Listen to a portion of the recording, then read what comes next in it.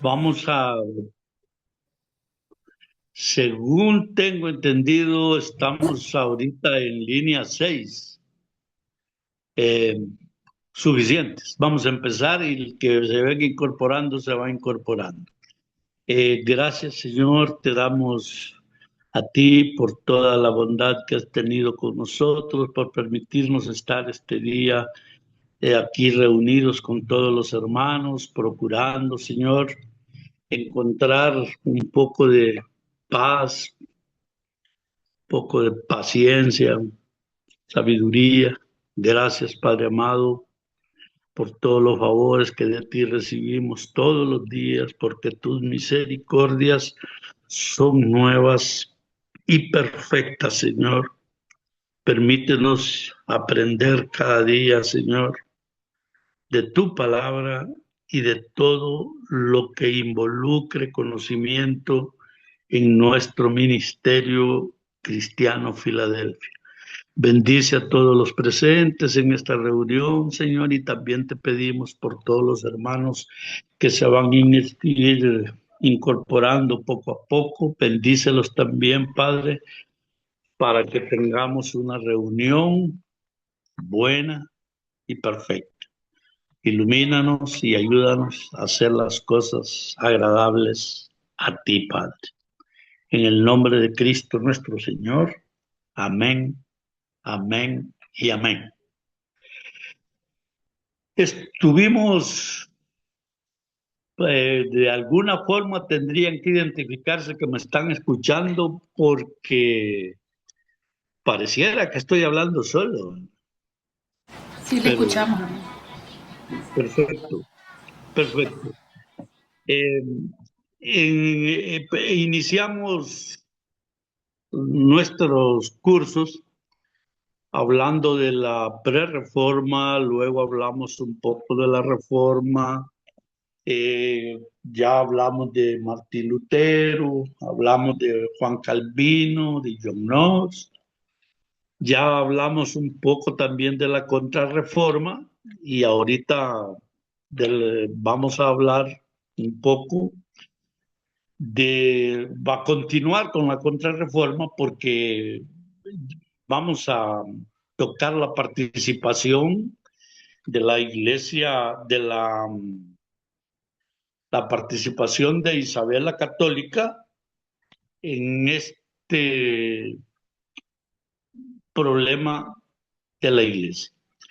Isabel la Católica fue la principal promotora y arquitecta de la reforma de la iglesia en sus reinos. Estamos hablando lógicamente de la iglesia católica. Su participación directa consistió en sanear la iglesia de los religiosos y unificar las creencias bajo la supervisión directa del reino.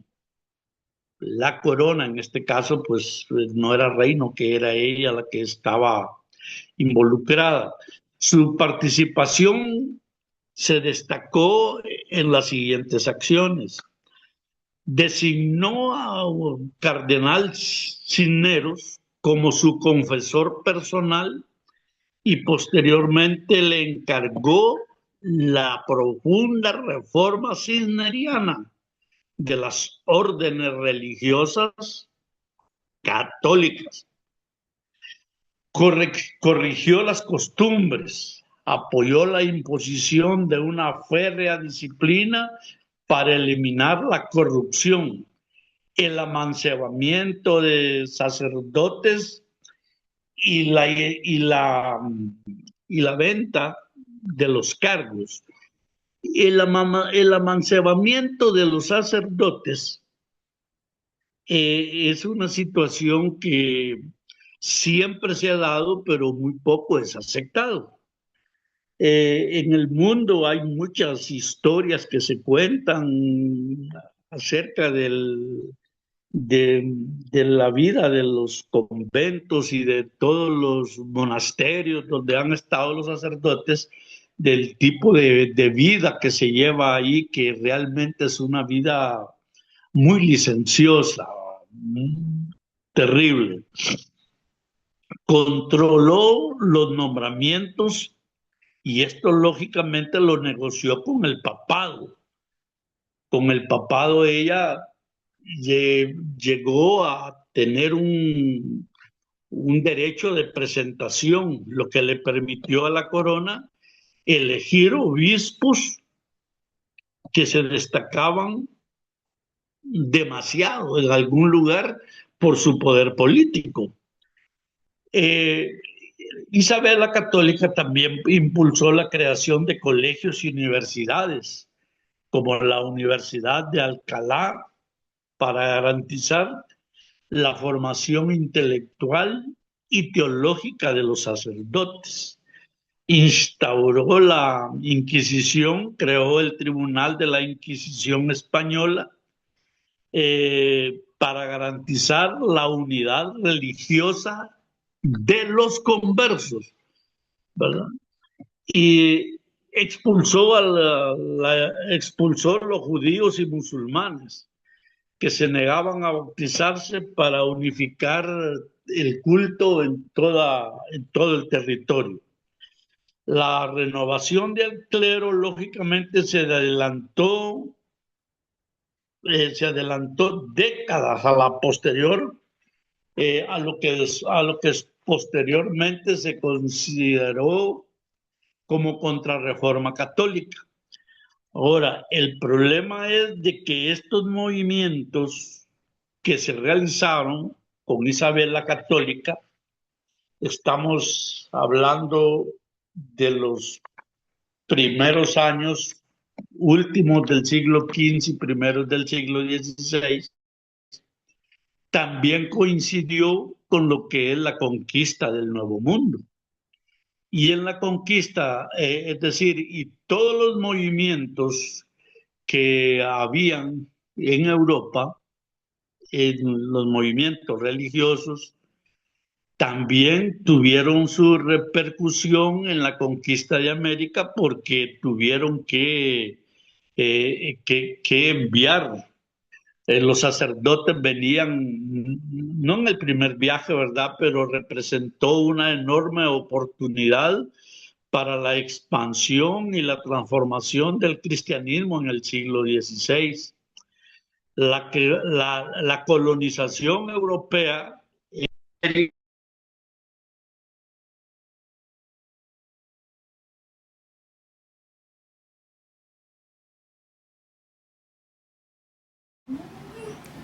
Creo que algo pasó con el hermano Alfredo, hermanos, porque ya no aparece en la lista. Me imagino que tuvo problemas de señal.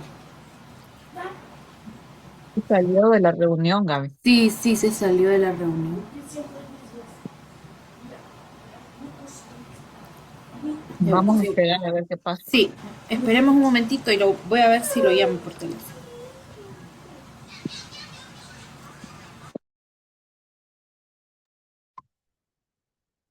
Ahí está, Gaby, ahí está de nuevo en la reunión. Manuel Alfredo tiene el micrófono cerrado.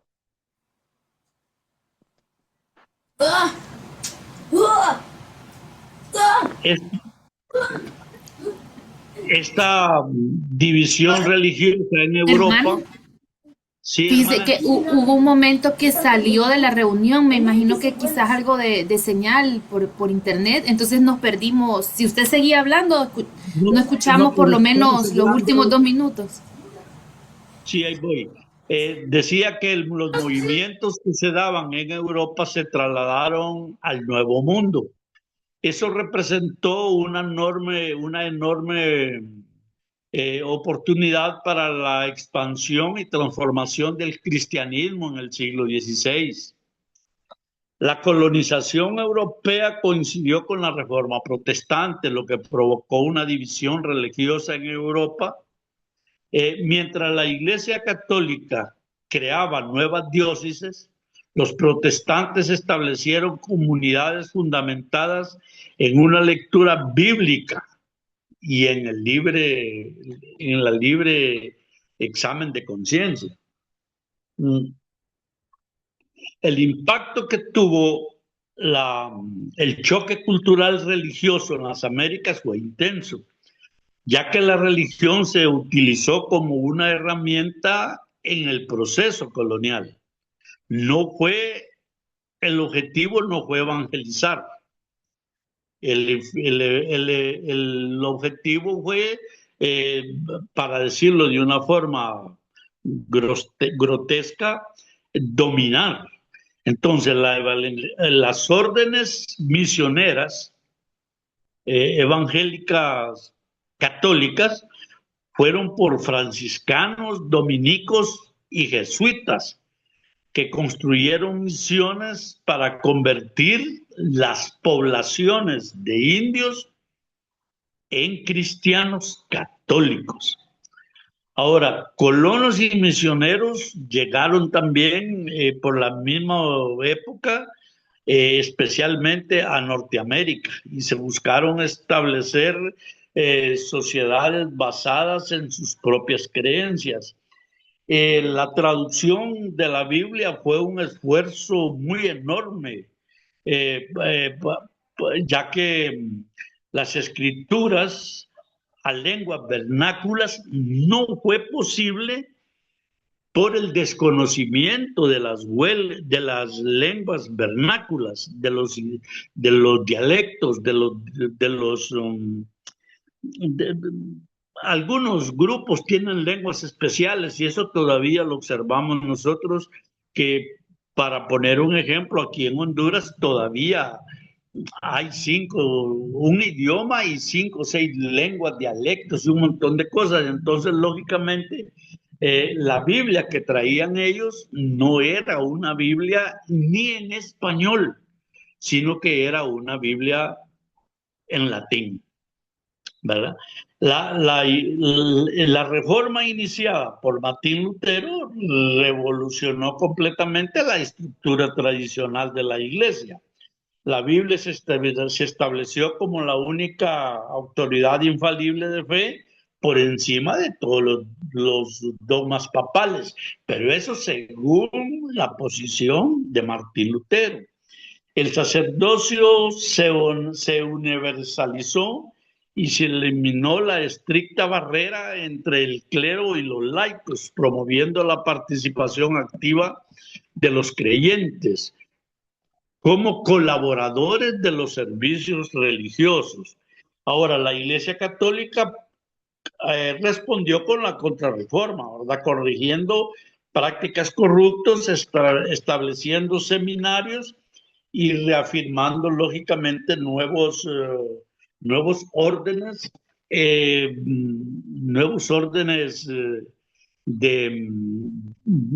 sacerdotales.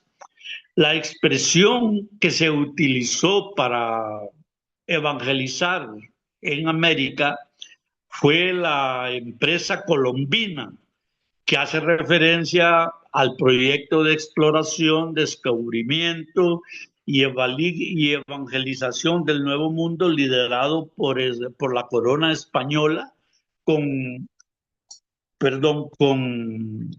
Cristóbal Colón. En el contexto de la Iglesia Católica, ese término engloba el papel central que tuvo la religión en los viajes de Colón y su relación con el Vaticano. Miren, el Cristóbal Colón se sabe que nació en Génova, Italia, que no era español.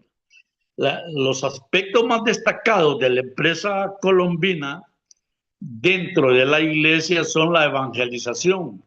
El objetivo principal otorgado por el Papa Alejandro VI a los reyes católicos era expandir la fe católica a las tierras recientemente conquistadas. Hubieron bulias alejandrinas también, se le llama así por el Papa Alejandro.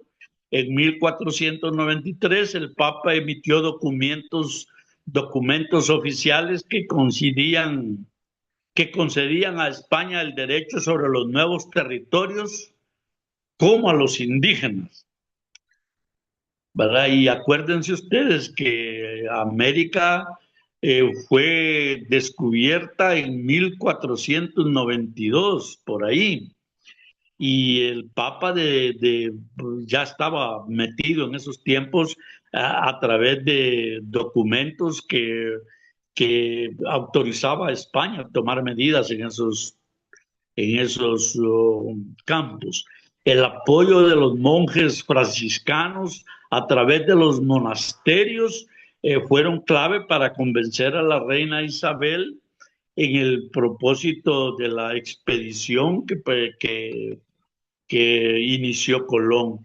Las primeras misiones para América fueron hechas por frailes, que fueron los primeros también en aprender lenguas nativas y en documentar las costumbres de los pueblos indígenas. Esto lógicamente se da en la primera zona donde llega en América, pues es en las Antillas, ¿verdad? Ese concepto, ahí se desarrolló el concepto de empresa antillana, que se refiere a dos contextos históricos, una empresa que consistía en historia y evangelización, y otra que consistía en una educación religiosa. La empresa, la empresa antillana de evangelización se desarrolló primero en Puerto Rico, en Cuba, y posteriormente y realizaron ahí las primeras celebraciones religiosas. Los frailes y misioneros católicos acompañaron la conquista de las islas y esto generó un gran choque de culturas. Los debates morales, figuras como Fray Bartolomé de las Casas protestaron contra los abusos a los indígenas durante esta etapa. Esto inició sobre los derechos humanos. El proceso de evangelización fue lento, pero muy lento, porque resultaba que los indígenas no aceptaron, no sé si la palabra correcta es indígenas, aborígenes, no sé cómo, creo que es más adecuado lo aborigen. Ellos tenían sus propias creencias. Con con la Universidad Antillana, la institución adventista era una universidad adventista del séptimo día que se ubicó en Puerto Rico. La misión promovía la formación de profesionales bajo principios cristianos con un fuerte enfoque en el servicio a la comunidad y formaba parte de una red educativa que atiende a toda la religión del Caribe. En el Caribe también existe la empresa antillana comercial, pero no está afiliada a ninguna institución religiosa. Miren, con este asunto de los aborígenes del Caribe, no se presenta la misma situación de los demás indígenas de América, porque cuando cuando llega Cristóbal Colón a Puerto Rico, República Dominicana y Santo Domingo, que fueron los lugares donde llegó primero, la gente que acompañaba a Colón no era de ninguna manera gente religiosa. El descubrimiento de América, como nosotros sabemos, tiene un montón de motivos menos religiosos. Es decir, la idea de descubrir un nuevo mundo, pues era con fines eminentemente comerciales, financieros, y nada que ver con prédicas o con enseñanzas religiosas. Lo que pasa es que después del primer viaje, donde según la historia Cristóbal Colón venía acompañado de gente que había sido liberada o puesta en libertad con la condición de que si encontraban el nuevo mundo iban a ser libres y si no, pues se morían y estuvo. Entonces los que ya estaban condenados y que no tenían nada que hacer, dijeron pues entrémosle y vámonos y en total siempre nos vamos a morir. O sea, ese fue el primer viaje. Toda la historia de la Pinta, la Niña y la Santa María, todo eso ya la conocemos todos nosotros, y que Rodrigo de Triana gritó viva tierra, viva hay tierra, todo eso, nos enseñan a todos nosotros en la escuela. Pero en este momento que nosotros estamos hablando de evangelización, hay que aclarar de que el momento que Cristóbal Colón llega en el primer viaje que Cristóbal Colón toca tierra en América, no tiene por objeto en ningún momento lo que es la evangelización. Ahora, durante este movimiento de conquista, la religión católica actuó como el principal instrumento de dominación, justificación territorial y control cultural sobre los pueblos. La Iglesia Católica estaba unida bajo un patronato real, lo que significaba que la expansión militar y la evangelización formaban una misma empresa. ¿Cómo la religión, cómo justificaba la conquista? La misión de extender el catolicismo justificó la guerra y la ocupación de territorios americanos. Los españoles consideraban un deber divino someter a los pueblos originarios para salvar sus almas. Miren, hay que hablar, los aborígenes, esto, no sabían nada de almas, ¿no? Porque las cuestiones bíblicas, pues evidentemente no existían. Se implementó una conquista espiritual masiva para reemplazar las religiones politeístas que tenían los pueblos de América. Los misioneros destruyeron templos y códices para erradicar las antiguas creencias. Los indígenas fueron obligados a abandonar prácticas ancestrales como sacrificios humanos. Y lógicamente, como esto se produce un sincretismo religioso, se produjo una fusión entre las creencias católicas y las prácticas indígenas para facilitar la conversión. Muchas deidades o elementos de la naturaleza fueron reemplazados por vírgenes y santos católicos. Miren, en general, antes de la conquista, todos los habitantes de América, pues sus dioses tenían mucho que ver con la naturaleza. A través de la historia nosotros leemos el Popol Vuh, que es el libro sagrado de los mayas, y toda la historia que nos enseñan de los mayas a nosotros no es tan diferente a la azteca y la inca, que son las grandes culturas que hay en América. Los dioses de ellos nosotros sabemos muy bien que eran dioses naturales, pero no se le llamaban dioses, no que tenían la luz, el fuego, el agua, el maíz, y eso eran para ellos, a quien ellos le rendían culto, ¿verdad? Y lógicamente sacar a los indígenas de ese mundo no fue fácil en ningún momento. Bueno, todavía hay lugares donde, si bien es cierto que ha llegado la religión, todavía hay lugares donde se conservan los famosos, le llaman huancascos, Eso es aquí en Honduras, en otros países no sé cómo le llaman. Los conquistadores buscaban riqueza y mano de obra, explotando a los indígenas. Los primeros frailes intentaron proteger a los nativos viviendo bajo los principios de la iglesia primitiva, pero no la iglesia primitiva que está en el libro de Hechos, sino la iglesia primitiva de Europa.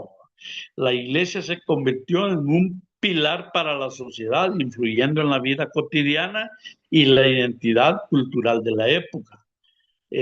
Resulta, hermanos, de que los indios siempre fueron considerados como mano de obra.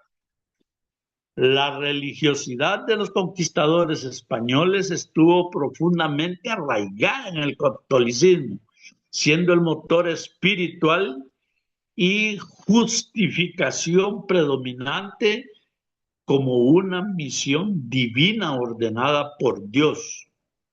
Unieron sus objetivos de riqueza y ascenso social con el mandato de agrandamiento de grupos indígenas. Las características principales de su fue una identidad nacional y religiosa. Para los españoles de la época, ser español y ser católico era exactamente lo mismo. La Guerra Santa consideraba sus campañas militares como una extensión de la reconquista española. Creían que financiar templos y convertir almas le garantizaba la salvación eterna. Y la corona y la iglesia eran casi la misma cosa. Las leyes prohibían asentarse a los no católicos. Las prácticas cotidianas de los conquistadores eran misas de campaña, celebraban la Eucaristía regularmente, incluso en medio de las expediciones más difíciles. Usaban capellanes, siempre viajaban acompañados por sacerdotes o frailes encargados de guiar la conquista espiritual. La devoción mariana, llevaban estandartes religiosos a las batallas y encomendaban sus figuras como la Virgen María. Conmemoraban cada victoria militar o fundación de una ciudad con procesiones y ceremonias religiosas. La religión fue un pilar fundamental en la conquista española. El catolicismo fue una herramienta ideológica para justificar la expansión a todas las poblaciones nativas de América. La corona española tenía el mandato papal de convertir a los indígenas al cristianismo católico. La justificación de la conquista fue que era un mandato divino, que la corona tenía el deber legal de salvar las almas y los pueblos originarios. Los soldados y los misioneros viajaban juntos en las expediciones.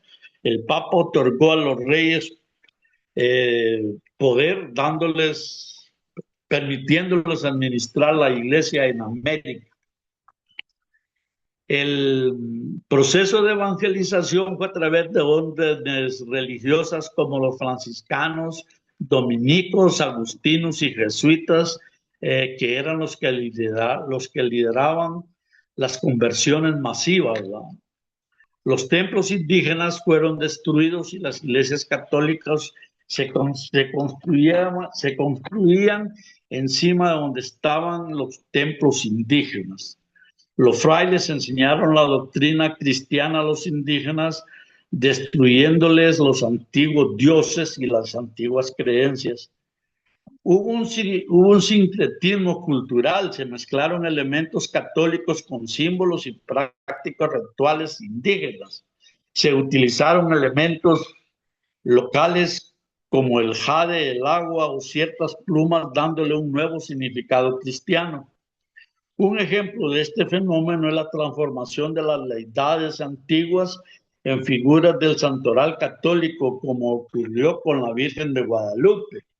La Virgen de Guadalupe, vamos a hablar más adelante porque tiene su propia historia. Mire, la conquista religiosa del Caribe se inició con la llegada de Cristóbal Colón en 1492. Este proceso no fue pacífico. En su lugar estuvo marcado por la conquista militar, abusos y el declive de los indígenas, eh, como toda la sociedad indígena destruida prácticamente para explorar esta situación. Hay que decir que hubo una justificación, ¿verdad? Y para esta justificación se crearon las bulas alejandrinas que otorgaron el dominio a la corona de España. La evangelización era un mandato, el Papa encargó convertir a los nativos y el patronato regio que permitió a los reyes controlar los nombramientos religiosos y cobrar diezmos.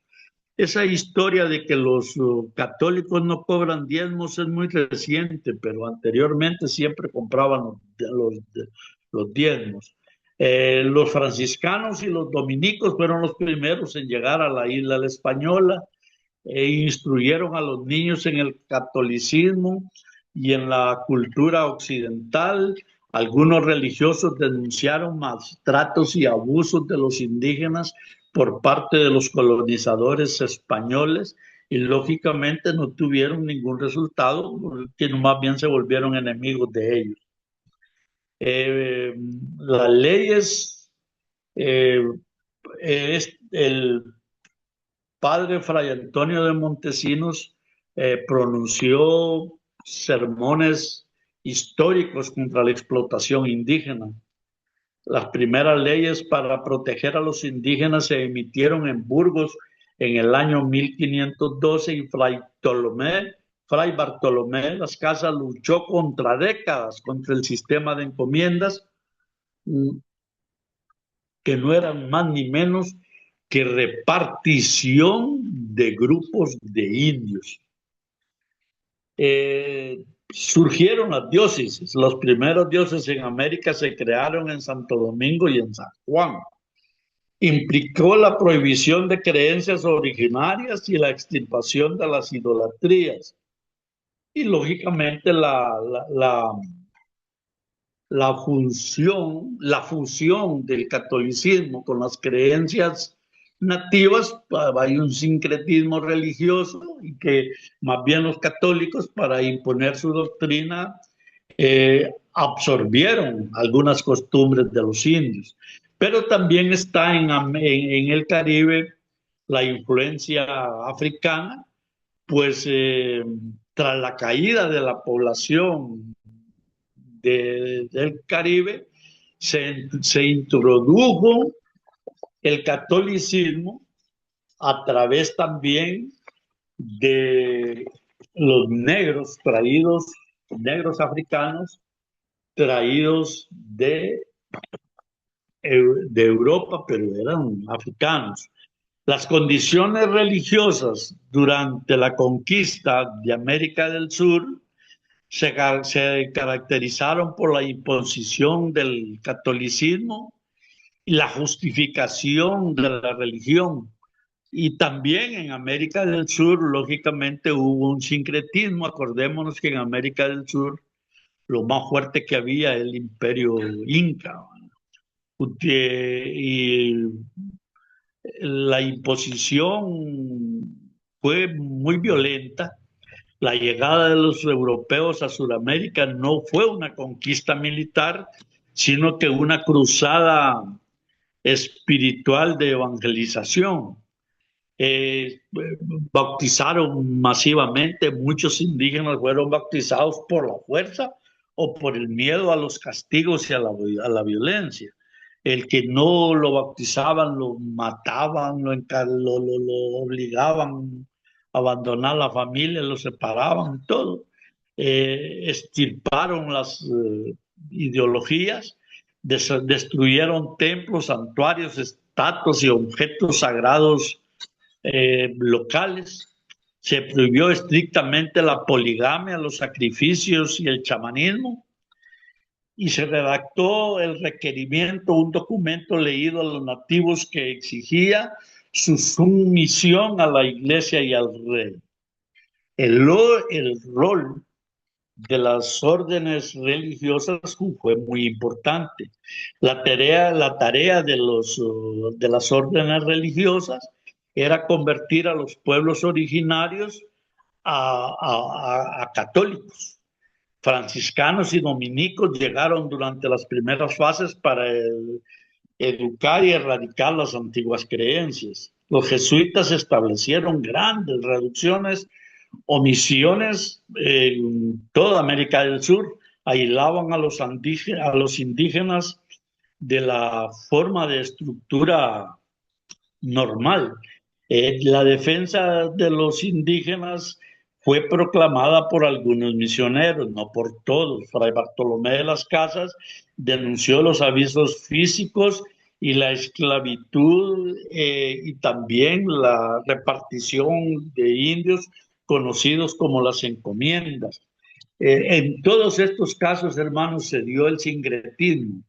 Cuando hablamos de sincretismo, estamos hablando de la unión de las costumbres religiosas paganas de los indios con el catolicismo que venía de España. También en América hubo inquisición, en América del Sur. Se centró en un control social, se censuraba y se vigilaba la ideología. Estableció tribunales principales, el Tribunal de Cartagena de Indias, su huella principal incluyó el arraigo de la cultura de delación y censura, además de dejar una marca histórica que todavía está predominante. La represión del Santo Oficio afectó a la sociedad colonial de algunas maneras. El control de la población protegía el dogma católico persiguiendo el protestantismo y prácticas criptojudías. Pero esa era una situación que se daba básicamente entre los mismos españoles que estaban llegando. Regulaba la lectura de los libros y folletos, frenando la difusión de ideas ilustradas, y fomentaba denuncias secretas entre familias, entre vecinos, entre tribus, entre pueblos. Y causó muchas... las razas españolas, como nosotros sabemos, está formada por árabes, sefarditas y otras judías y no sé qué cosa, y todo eso también se dio en la conquista de América. A diferencia de Europa, las ejecuciones masivas fueron raras en América.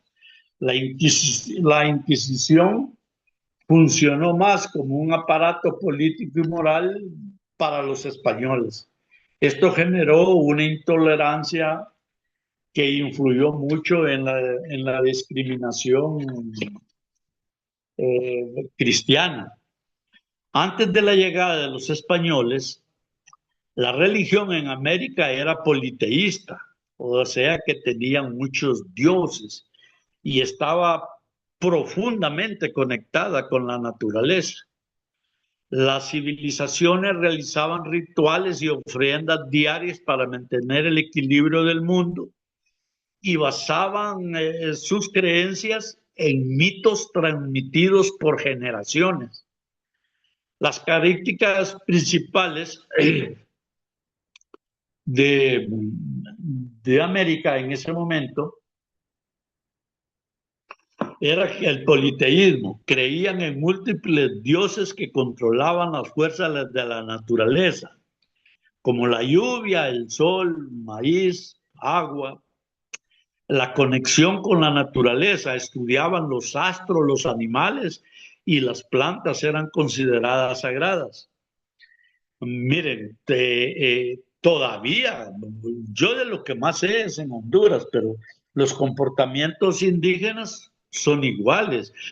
Tienen días para el aparamiento de los animales, tienen días para sembrar, tienen días para un producto, depende del estado de la luna, depende de los movimientos, o sea, todo eso lógicamente existía, eso es muy antiguo y actualmente todavía hay muchas regiones donde se utiliza.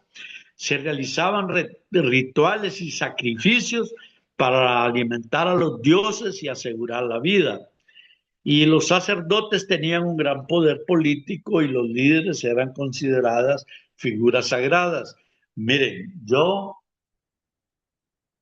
alcancé a ver todavía cuando a uno lo obligaban prácticamente a que se agachara, hiciera una genuflexión frente al sacerdote y a besarle la mano. Y si no, viera qué feo lo miraba el padre a uno, ¿verdad? En eso, como ustedes saben, pues yo soy de un pueblito de allá del occidente y ahí el padre solo llegaba cuando había fiesta, ¿va? Porque se echaba sus traguitos también. La mejor gallina, decían, era para el padre. Los mayas tenían una profunda conexión con el cosmos y estudiaban los ciclos de los planetas. Los aztecas eran teocráticos, realizaban sacrificios humanos masivos en honor a sus dioses, como el dios Huitzilopochtli, dios de la guerra y el sol. Los incas adoraban a Inti, el dios sol, y realizaban ofrendas de animales y de productos agrícolas. Durante la conquista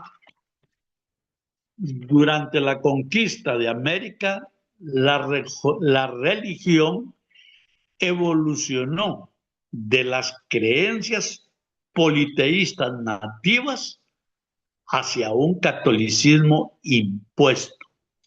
Este cambio creó, lógicamente, una nueva religión, varias religiones, porque los indios, a pesar de que eran obligados a ser católicos, no abandonaban sus costumbres. Ellos se escondían y de alguna forma se arreglaban para continuar con sus costumbres religiosas. Los españoles usaron la fe para justificar su dominio. Los indígenas adoptaron el cristianismo, pero mantuvieron vivas muchas de sus creencias y no aceptaban las nuevas formas católicas. La evolución se dio a través de una conquista espiritual. Los sacerdotes llegaron junto a los soldados, su meta era destruir los templos y los ídolos prehispánicos. El bautismo era masivo, los indígenas fueron bautizados rápidamente y esto los obligaba legalmente a obedecer las leyes de la Iglesia Católica. El reemplazo de élites, los sacerdotes católicos tomaron el lugar de los líderes espirituales nativos. Los misioneros usaron la música, el teatro y símbolos similares para enseñar la Biblia. Y esto produjo un sincretismo, asociaron a sus antiguos dioses con los santos católicos. Esto permitió la supervivencia de la fe, tanto de los dioses naturales como de la religión católica.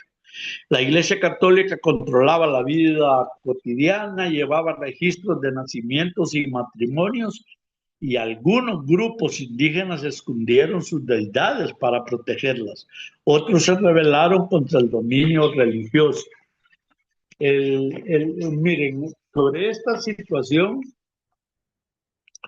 en América Latina hay varios países donde no se ha podido erradicar la creencia en otros dioses. Miren, tal vez no, la palabra no es otros dioses, sino que es costumbres sobre creencias naturales. no sé, pero en Honduras ustedes saben de que aquí hay varios huancascos. ¿Y qué son huancascos? Huancascos se agarran dos santos o dos pueblos, un pueblo contra otro y celebran y las fiestas. Aquí hay lugares donde las reuniones duran hasta una semana. Ahora, tomemos en consideración que en América Central, el país con más indígenas es Guatemala. Y después de Guatemala, pues somos nosotros, ¿va? Y aunque todos los países centroamericanos tienen indígenas, que el que está más organizado y probablemente más desarrollado es en Guatemala. México todavía tiene muchos reductos indígenas y muy bien organizados y muy desarrollados dentro de su cultura y la cultura actual. Mire, yo tuve la oportunidad de estar en Ecuador hace varios años y es impresionante la forma que están organizados los indígenas. Sin renunciar a su cultura, tienen nuevos conocimientos. Es normal, por ejemplo, que en esos reductos, en esos grupos de indígenas, encuentra usted profesionales universitarios que hablan 3, 4 idiomas y lo que ellos utilizan realmente es el conocimiento como un instrumento de turismo. No hay ningún problema. Entonces, en Guatemala, pues es famoso los cobanes, ¿no? La vestimenta que utilizan.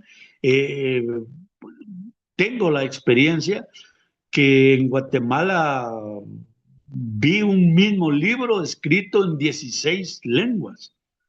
Y realmente me puse a comparar la traducción que le han hecho del quiché al quilué, a todas esas cosas, con el español. Y es maravilloso, pues son cosas que a uno lo maravillan y no sé por qué en países como Honduras, por ejemplo, que tenemos varios dialectos, no se puede hacer lo mismo. Es decir, la Biblia no la encontré, pero sí encontré otros libros que sí están escritos en 16 dialectos y los pude ver los 16 en fila y es impresionante todo eso. Y esto, lógicamente, en muchos países de América existe. Nosotros aquí no lo tenemos, pero algún día vamos a tener ese privilegio. La religión evangélica comenzó a establecerse en América Latina a partir del siglo XIX. Los primeros misioneros protestantes llegaron de llegaron a los países latinoamericanos cuando las leyes empezaron a permitir la libertad de culto.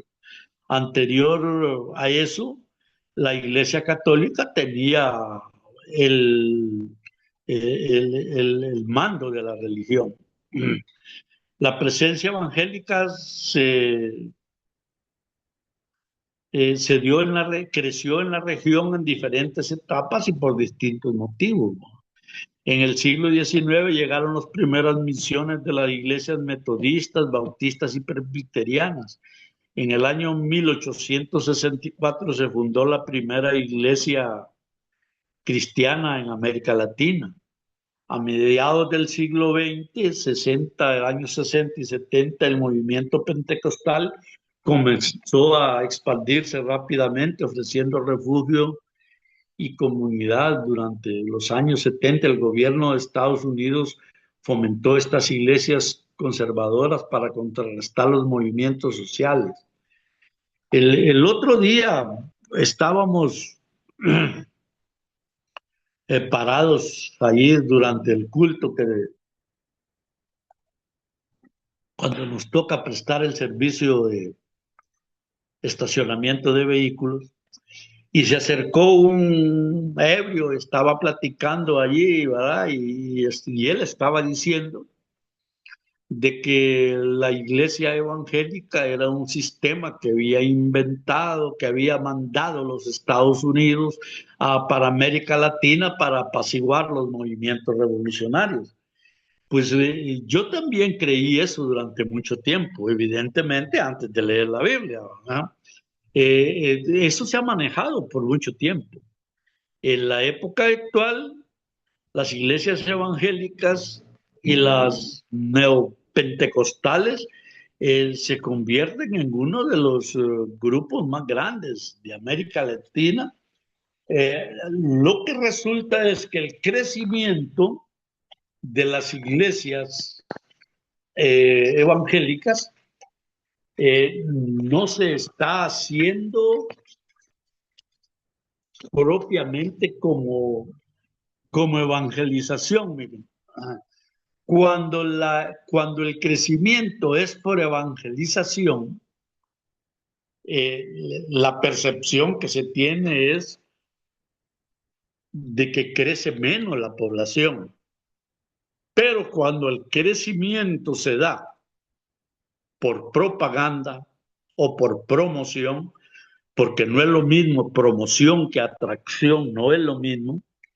Entonces estos utilizan diferentes métodos y eso ustedes lo pueden ver cuando uno ve esos videos, unas prédicas raras y aquellos templos tan fulles que yo no sé a qué van pues, pero ni modo, ¿verdad? Miren, en ningún momento, si para la Iglesia Católica no fue fácil entrar a los grupos aborígenes, tampoco es fácil para el protestantismo entrar en la Iglesia Católica. Hay resistencia increíble, ¿verdad? Miren, en toda América Latina hubieron guerras, pueblos contra pueblos, familias contra familias, razas contra razas, imperio contra imperios, por cuestiones religiosas. Y los católicos, lógicamente, con la conquista hicieron matazones en el nombre del Señor. Y todavía actualmente ustedes ven de que ahora estamos en un fanatismo religioso que ya no es misionero, sino que es pistero. Y eso, lógicamente, la diferencia solamente nos la puede dar el Espíritu Santo a nosotros. Nosotros tenemos que agacharnos, orar, leer la Biblia y darle fuerte a la oración, porque es el arma más fuerte que tenemos para entender la diferencia. Gracias a Dios, nosotros tenemos una iglesia sana, pero la mayoría de la gente no. Miren, el otro día yo pude ver cómo a uno de mis vecinos le llegaron a cobrar el diezmo y le dijeron que tenía 6 meses de no diezmar. Y cuando él les dijo que tenía 6 meses de no trabajar, nadie le preguntó que si tenía algún problema. Entonces, nosotros vemos constantemente ese tipo de situaciones. Miren, en mi pueblo, cuando yo salí de Cucuyagua, no había una iglesia evangélica. Hoy hay varias. Y yo salí de mi pueblo en 1967, por ahí, y no había una iglesia evangélica. En Santa Rosa solo había uno. Y cuando vine aquí a Tegucigalpa, tampoco abundaban las iglesias, ni yo quería asistir tampoco, ¿verdad? Porque yo vine profundamente católico. Venía con toda la formación católica del mundo, ¿verdad? Y entonces, esa es una lucha terrible, época contra época, mire, porque ya el protestantismo prácticamente la lucha no fue con el aborigen, la lucha fue con ni se vino a luchar con el catolicismo, sino que se viene a predicar el evangelio, no a querer guerras por evangelizar. No es. Casi siempre los evangélicos son víctimas de agresiones. Ahora, el protestantismo en América Latina ha crecido mucho en las últimas décadas. Pasó de ser un grupo pequeño a una de las religiones con más desarrollo que hay en América. En el siglo XVI llegaron los primeros colonos europeos. En el XIX se expandió tras las independencias, ustedes saben, bueno, Centroamérica en 1821 y todo eso, Estados Unidos en el 18, todo eso. En el siglo XX creció rápido, sobre todo por el movimiento pentecostal. Las causas del crecimiento, pues fueron las misiones, llegaron desde Estados Unidos en el siglo XX. Cambios sociales, hubo mayor libertad religiosa y leyes nuevas, predicadores, uso temprano de la radio y medios de comunicación, y hay un apoyo directo de la comunidad ahora a los grupos evangélicos. El protestantismo de hoy, hermanos, mire, la mayoría, la religión se supone que es la mayoría sigue siendo la católica, pero no es del todo cierto, porque yo he escuchado algunos comentarios de que en Honduras, por lo menos, la religión está en la evangélica 52, y eso lógicamente son datos que no agradan para nada a la Iglesia Católica, porque ustedes saben de que hay una mayor libertad religiosa, y nosotros realmente, todas las emisoras tienen programas religiosos ahora, ¿verdad? De protestantismo hay un poder de crecimiento. Las iglesias católicas ganan fieles muy rápido y tienen gran peso en las decisiones de los países. Miren, estos gobiernos, ustedes son testigos, pues, de cómo hemos visto la intervención del clero, ¿verdad? La Iglesia Católica a través de una organización que tienen ellos, y las iglesias evangélicas también, pues, y aquí no se salva nadie. El problema es de que cada vez que los movimientos se involucran en cuestiones del Estado, deslegitimizan la acción pastoral. El, aquí, yo creo que para comprender el desarrollo, hay que observar los orígenes históricos. La expansión comenzó en el siglo XIX e inicios del XX con misioneros europeos y estadounidenses. El auge pentecostal, en la década de 1960, yo tengo entendido que la iglesia pentecostal, tal como se conoce, alegre, cantadora, danzadora y todo lo demás, y entró en Estados Unidos, inició en Estados Unidos allá por el año de 1904, ¿verdad? Los países como Honduras y Nicaragua, el protestantismo ha experimentado un auge histórico significativo, ¿verdad? Hay muchos grupos evangélicos que conforman una gran parte de la población. Las congregaciones sociales funcionan como centros de ayuda comunitaria. Miren, la mayoría de las iglesias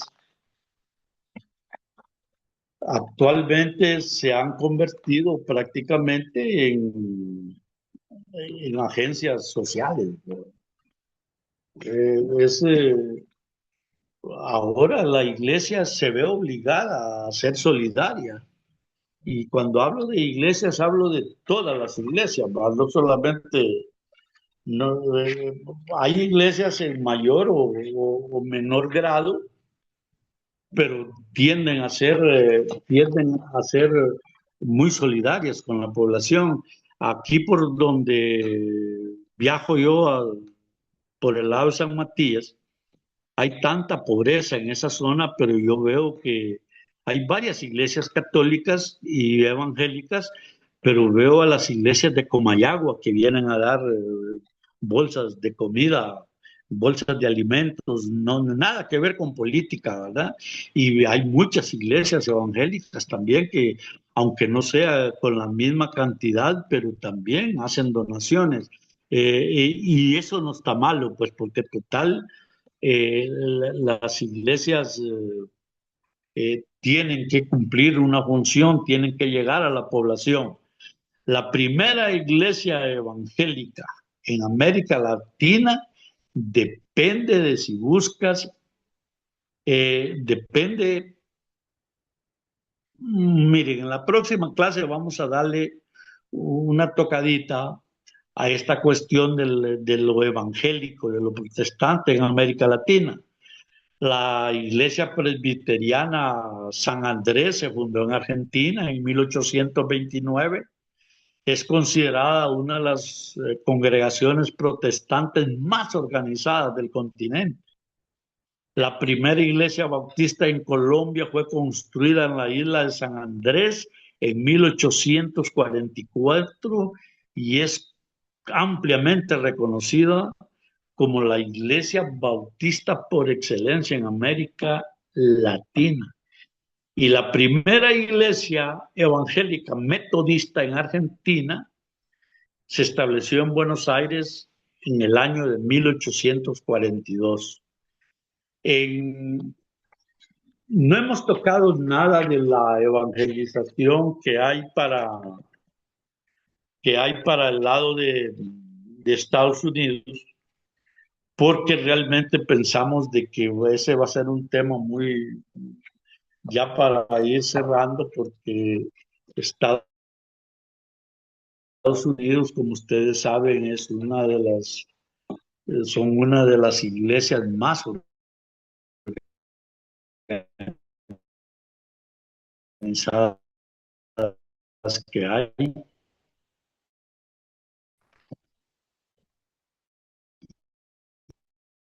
Y donde hay mucho más población, que no creo que es más específico, ¿verdad? Para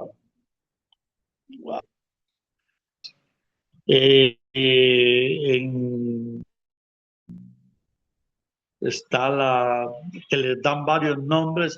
Aquí en Honduras había uno, en los mayas hay una diosa con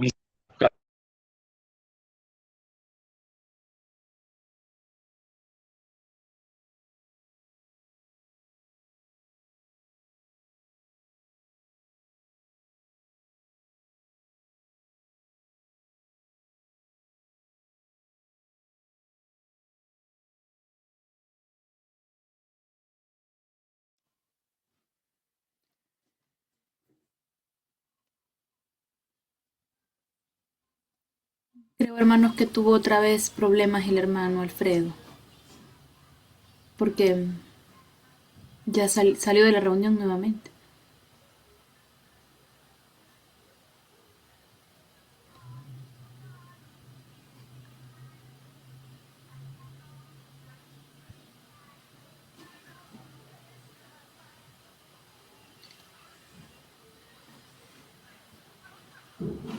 Sí, yo voy a esperar a ver si él se conecta de nuevo, hermanos, pero sí, sí no veo que como que tenga señal de internet. Ya está regresando.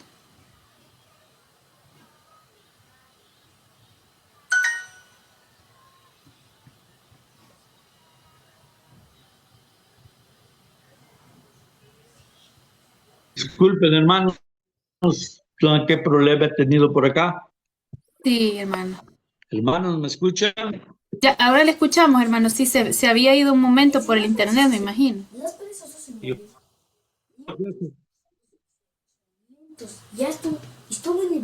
Creo que ya salieron. Fíjese que un par salieron, me imagino, no sé si quizás también tenían problemas con internet. Pues es probable, hermano. Mejor voy a terminar aquí la clase de este día porque yo no tengo buena señal acá ahorita en este Sí, momento. Hermana, que Dios la bendiga. Y bendiciones, para hermano. todos, feliz noche, que Dios los bendiga y ahí hablamos el domingo. Vaya pues, está bien. Sí. Vaya pues, hermana, que Dios las bendiga. Buenas noches. Buenas noches, hermano. Dios les bendiga a todos. Ayuda. Dios les bendiga, hermanos. El Señor les Dios les bendiga y bendiga. les Yo dé creí que descanso en estaba esta hablando noche. solo ya, hermano. Amén, amén. Sí, creí que estaba hablando solo ya con la hermana. No, yo Ay, todavía voy en camino, más bien. ya. Pues Sí, vamos a terminar dándole gracias al Señor, ¿verdad? Por la oportunidad que hemos tenido esta noche y esperando que todo nos salga bien, que nos amén, cuide el amén. Señor, que nos cuide el Señor, que nos lleve con bien a nuestros hogares para todos los que están trabajando y los que van en el camino. Y Amén, hermanos, Dios es bueno, amén. ¿verdad? Así es. Y ahí nos vemos en el templo. Amén. Listo. Buenas Buenas noches. noches. Amén. Dios les bendiga. Bendiciones. Amén. Bendiciones. Amén, amén. Bendiciones. Amén. Feliz Dios los noche. bendiga, hermano.